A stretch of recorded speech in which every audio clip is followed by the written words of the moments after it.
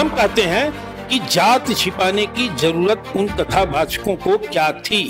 अगर वो यादव ही थे तो सीना ठोक के मन से कहते कि मैं यादव हूँ, कथा सुना रहा हूँ। तो सुबह तक मारा गया और सुबह ही हारमोनिया बजा रहा है सपा कार्यालय में। नमस्कार, द लीडर हिंदी में आपका स्वागत है। मैं हूं अनुराग तिवारी और मेरे साथ में इसमें बात करने के लिए मौजूद है अखिल भारतीय ब्राह्मण महासभा के राष्ट्रीय अध्यक्ष राजेंद्र नाथ त्रिपाठी जी। राजेंद्र जी, बहुत सारा स्वागत है द लीडर हिंदी में। और मेरा पहला सवाल ये रहेगा, जिस प्रकार से इटावा में कथावाचक कांड हुआ, उसके बाद अखिलेश यादव ने सम्मानित करने बुलाया और हाल ही में आजमगढ़ में अखिलेश यादव ने घर लिया और घर की पूजा के लिए काशी के पंडित आने वाले थे, उन्होंने मना कर दिया है। ये पंडितों का किस तरह का इशारा है? सबसे पहले तो मैं इस देश की मीडिया से एक निवेदन करूंगा कि क्या इससे बड़ी गंभीर घटनाएं और देश और प्रदेश में नहीं घटित हो रही हैं। इटावा कांड को लेकर के जितना देख रहा हूं, सारे चैनल इसी में परेशान है और इसी प्रदेश में जानवर की तरह ब्राह्मण काटा जा रहा है, काटा गया है। ब्राह्मण हितों पर कुठाराघात हो रहा है, ब्राह्मण उपेक्षित जीवन जी रहा है, ब्राह्मण भयभीत है। उसको किसी चैनल के द्वारा मैं नहीं देखा कि प्रदेश में ब्राह्मणों के साथ ये ज्यादती क्यों। इटावा कथावाचक कांड में जो भी, चाहे वो जनमानस किया या प्रशासन कर रहा है, ठीक किया। अराजक तत्वों के साथ और फ्रॉड लोगों के साथ जो भी कार्यवाही प्रशासन कर रहा है इस समय, वो ठीक कर रहा है। हम कहते हैं कि जात छिपाने की जरूरत उन कथावाचकों को क्या थी, क्यों छिपाया उन्होंने? क्या सरकार इसीलिए आइडेंटिटी कार्ड जारी कर रहा है, आधार पत्र, पहचान पत्र? अगर वो यादव ही थे तो सीना ठोक के मन से कहते कि मैं यादव हूं, कथा सुना रहा हूं। क्या रामदेव बाबा जी यादव नहीं है? मुरारी बापू जी गैर ब्राह्मण नहीं है? उनको लोग सम्मान नहीं कर रहे हैं? बाल मुड़ाने का कार्य और दुस्साहसिक कार्य कोई अनायास नहीं करेगा। निश्चित रूप से उस कोट का अपराध उन कथावाचकों ने किया होगा, जिसकी वजह से ये इस तरह की घटना हुई।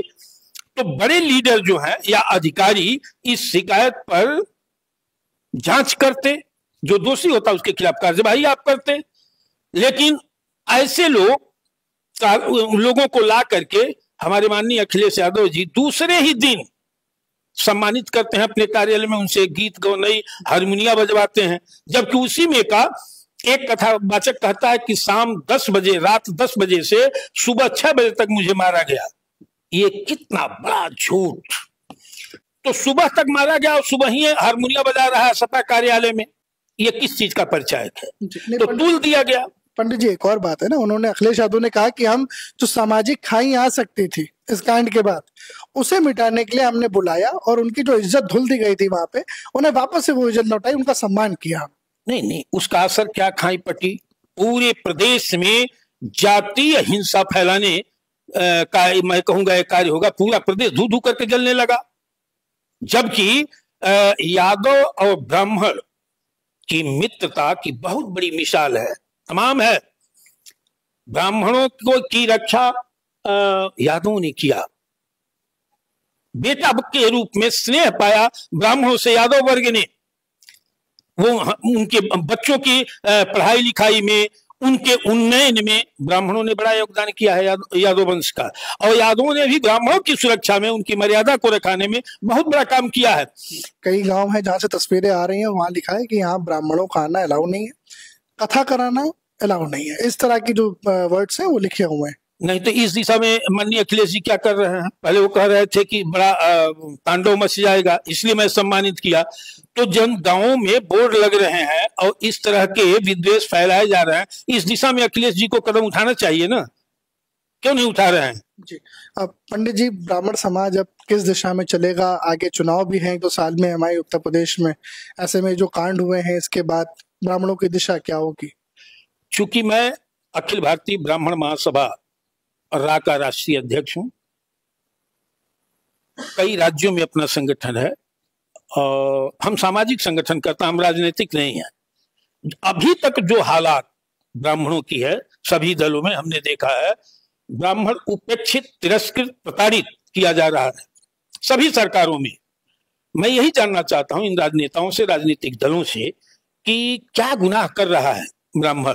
और मैं सबसे आपके सम्मानित चैनल के भी माध्यम से पूछना चाहता हूं कि ब्राह्मण का क्या गुनाह है कि हर जगह उपेक्षित जीवन जी रहा है, तिरस्कृत, उनके हितों पर कुठाराघात हो रहा है, उनके साथ अन्याय हो रहा है, तो खुल करके कोई सदन से लेकर सड़क तक कोई राजनेता या राजनीतिक दल बोलने वाला नहीं है। मैं यही जानना चाहता हूं कि ब्राह्मण का गुनाह क्या है। इसलिए कि हमारे पूर्वजों ने वसुधैव कुटुंबकम सर्वभौम सुखना का सिद्धांत दिया, उस पर चल करके समाज के सभी वर्गों को, सभी जातियों को जोड़ने का काम किया। हमारे अंदर राष्ट्र प्रेम की भावना है, सनातन की भावना है, हम जोड़ने का काम किया, ब्राह्मण कभी तोड़ने का काम नहीं किया, चाहे वो दलित हो, पिछड़ा हो, अगड़ा हो, बगड़ा हो।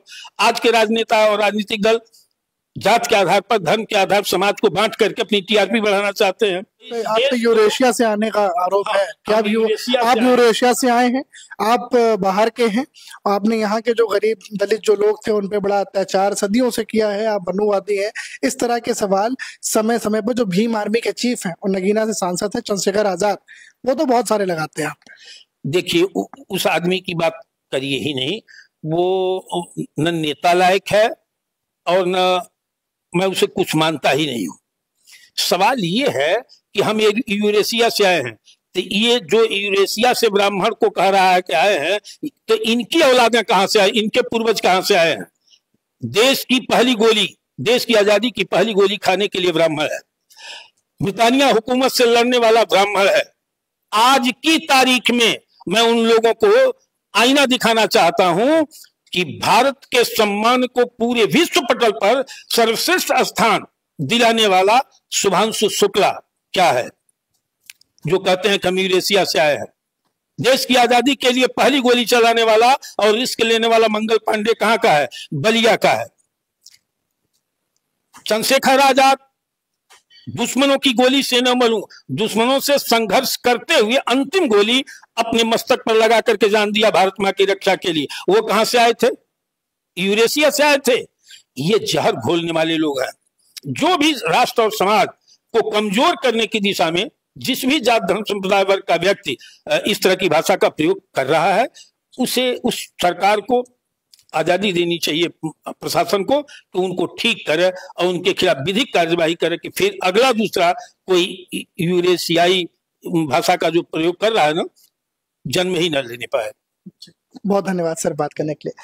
कैमरा सहयोगी आयुष के साथ अनुराग तिवारी, द लीडर हिंदी, लखनऊ।